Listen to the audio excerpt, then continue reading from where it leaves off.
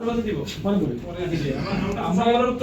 সেইটা জেলা পর্যায়ে স্পেশাল সভা হয়েছে, সেই সভায় আমি পুরো বিষয়টা তুলে ধরেছি এবং সেখান থেকে আমরা বিভিন্ন সংস্থা, বিশেষ করে DGFI, NSI, BGB, arm forces, SP office, DC office, আমাদের সরকারের কোর যে সকল সংস্থাগুলি আইন শৃঙ্খলা থাকে, আপনারা হয়তো সাদা চোখে দেখছেন যে বন্ধ হতে হবে। আমি একমত, এতে কোনো সরকার এই শহর থেকে যে 40,000 বা কমপক্ষে 10,000, 12,000 বা 15,000 গাড়ি রেখে বাকি সব গাড়ি বের করে দেওয়া দরকার। এই বিষয়ে বোধহয় কোনো মানুষের বিপদ নেই, এটা আমার কেন কোনো মানুষের নেই। প্রশ্ন হলো যে এটা কীভাবে করবো, এর সঙ্গে একটা আইন শৃঙ্খলা বিষয় আছে এবং সামনে একটা নির্বাচনের মতো একটা গুরুত্বপূর্ণ বিষয় জড়িত। এখানকার কোনো আইন শৃঙ্খলা আপনি নিশ্চয়ই জানেন যে এই শহরের সঙ্গে জাতীয় পর্যায়ে দুটো গুরুত্বপূর্ণ শহরের যোগাযোগ আছে, ঢাকা এবং চট্টগ্রাম।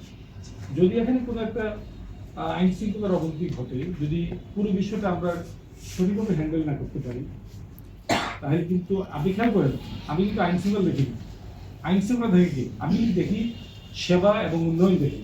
আমি কিন্তু প্রশাসনের কর্মকর্তা হলেও আমি কিন্তু জেলা প্রশাসকের যে দায়িত্ব, আমি যদি জেলা প্রশাসকের অফিস থাকতাম, আমার দায়িত্বটা হবে আমাকে জেলা প্রশাসকের আইন শৃঙ্খলার সঙ্গে যুক্ত কত কাজ দিই, আমাকে দিয়েছে সেবা এবং উন্নয়নধর্মী কাজের সঙ্গে।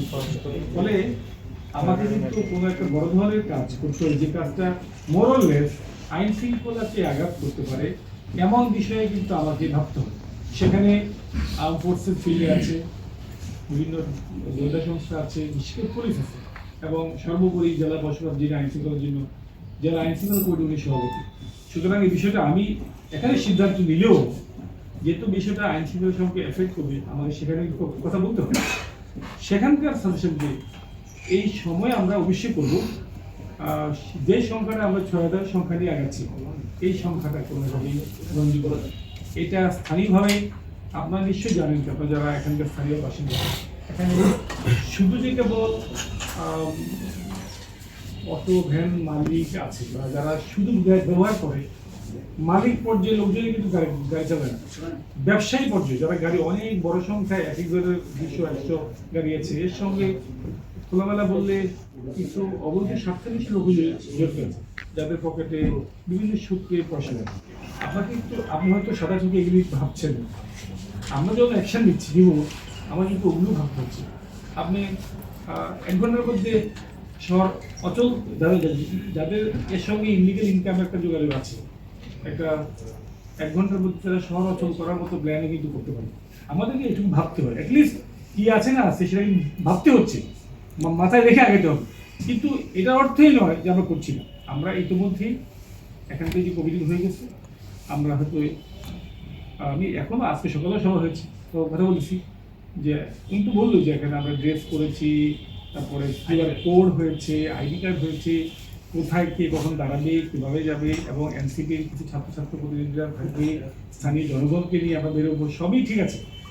কিন্তু আমাদের কি খেয়াল করে নির্বাচনের তফসিল আসতে পারে সর্বোচ্চ 1-1.5 মাসের মধ্যে, তাই বলে ভেবে দেখবো এইটা একটু সরকারের একটা, আমি এখন সরকার পর্যায়ে আমরা আলোচনা করি।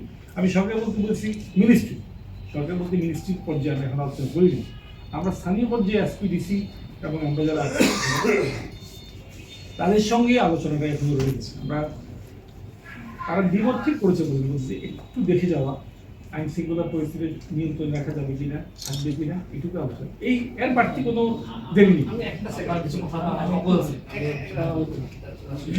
আমার মনে হয় একটু গ্যাপ আছে ইনফরমেশন।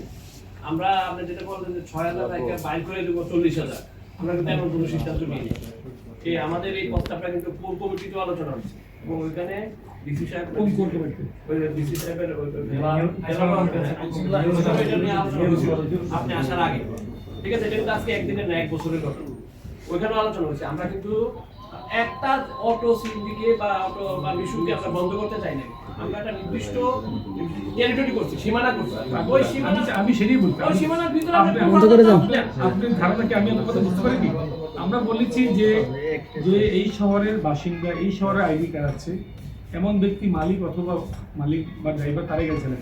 বাকিগুলিকে আমরা তো বলছি যে আমি তো কথা বুঝতে পেরেছি যে আমাদের যে 8টা পয়েন্ট আছে, এন্ট্রি পয়েন্ট, এক্সিট পয়েন্ট, ধরেন কোটবাড়ির যে এলাকাটা আমার সিটি এলাকায় পড়েনি, কিন্তু গাড়িটা ওখান থেকে সকালবেলা এসে এই শহরে গাড়ি চালাচ্ছে, আমরা তাকে একটা জায়গায় আটকাম, বলবো যে তোমার কার্ডটা দেখি বা তোমার কিউআর কোড আমরা চেক করবো, তাকে তো কথা তো একই দাঁড়ায়, দিন শেষে কথা একই দাঁড়ালো, তাকে আমি বের করে দিচ্ছি, সে এখন আসে, তাকে আমি আসতে দিচ্ছি না, তার মানে কি সে আজকে লাস্ট 2 ইয়ার্স আসতেছে, তাকে বলছি তুমি আসবে, তাকে আমি বের করি, কথা একই দাঁড়ালো।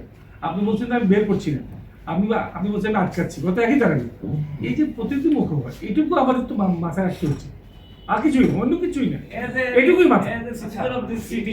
আমরা কি এটা মোকাবেলা করতে পারবো? আমরা যদি এসপি স্যারের তারা কে? তারা গাইবান্ধার তারা? তাদেরকে রংপুরে তাদেরকে পুনর্বাসন করার দায়িত্ব তো আপনি আপনি আমাদের। যেটা বলছেন তারা ব্লক করবে, এইটা আমাদের- কোনো যুক্তি না, এটা খোরা যুক্তি। তারা- মানে এটা যে তারা ব্লক করে আপনি দিবে। আপনি শুনুন, আপনি যেভাবে খুবই সহজভাবে বলবেন প্রযুক্তি, এটা আপনার কাছে মনে হতে পারে, এই কেউ কথা বলবেন আমি এরকম মনে করছি না।